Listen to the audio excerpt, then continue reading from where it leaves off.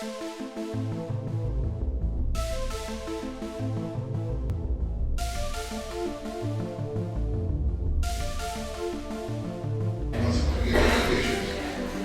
middle schoolers will be going next door to the Raleigh NC building.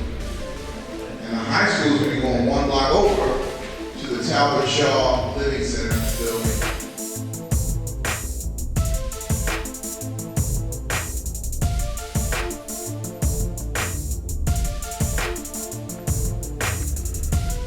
Next question.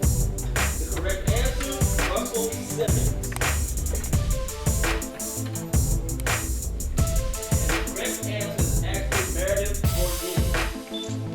Well, my role as an advisor actually started the year after I found out about the African American Quiz Bowl.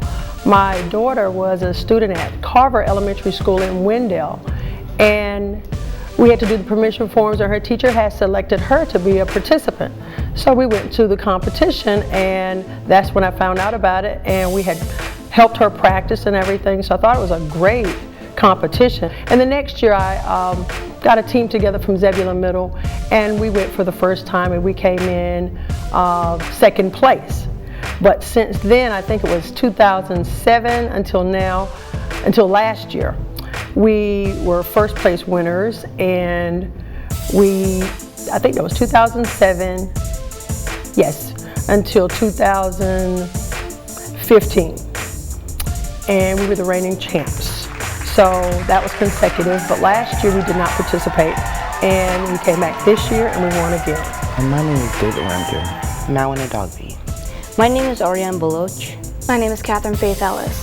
I actually go to my teachers, my 6th, 7th, and 8th grade teachers, and I find out who are those children that have really great study habits, they're dependable, just looking for certain things, and they give me the names. And this year, the same names kept coming up from most of the teachers, and those are the students I lobbied, and I said, I want you guys to do this, and I told them what it was about, and I sent a letter home with their parents, and they all stayed. I think I had no one to say no, and they jumped in, and they've worked tremendously hard, and I'm just so proud of them, and I know they were proud of themselves on Saturday, but at one point they were going, oh my gosh, but they did a great job.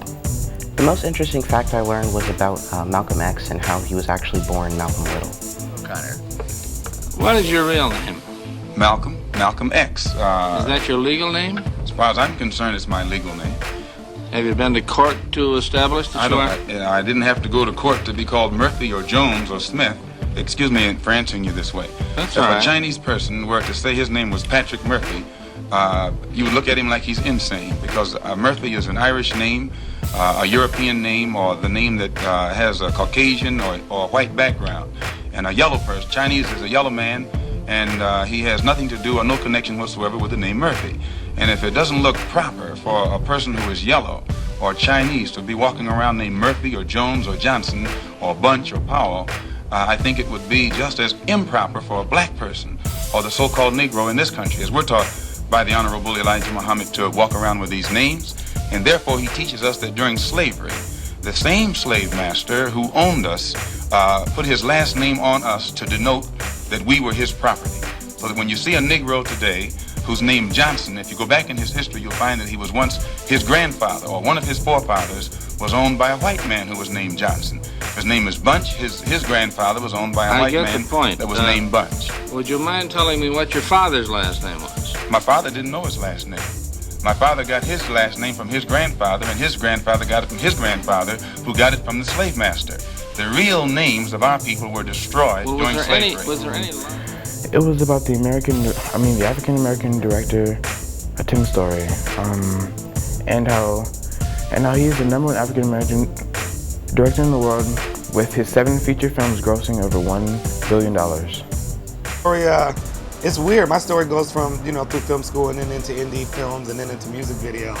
And the weird thing about me is I never had a plan B. So it was kind of, I was either going to die at this or, or at least that's what you think when you're young and you can conquer the world. But I just kind of always kept going, and luckily enough, stuff happened in my career and you were able to kind of make a living at it, and you look up and you keep rolling. So I always just made it a point to just keep stepping. The most interesting fact I learned was about Hadiah Nicole Green.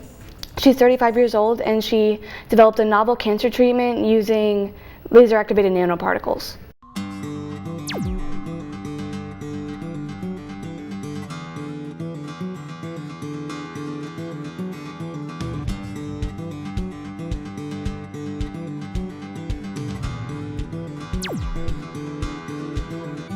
We can provide a local therapy just at the site of the tumor. It's like using a spotlight to highlight a whole room versus using a laser pointer in a specific location. I designed it for solid tumors. It's working in mice, and we've demonstrated that after a single 10-minute treatment, there's a 40% reduction of the tumor volume. The other platform that I developed, after a single 10-minute treatment, there's approximately 100% tumor regression over the course of 10 to 15 days. Even though I didn't observe any side effects in mice, we still have to translate it properly for humans. It's not a cure-all.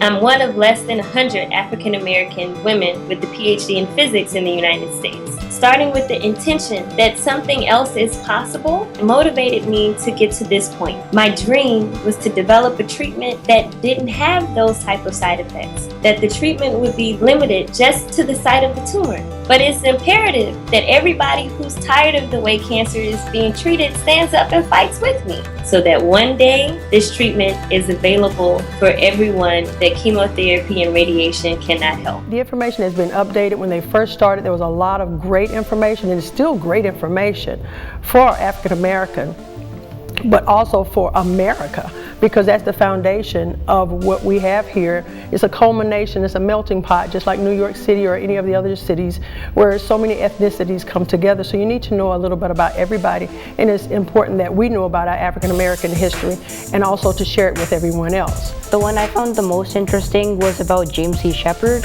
He was an educator, pharmacist, and civil servant.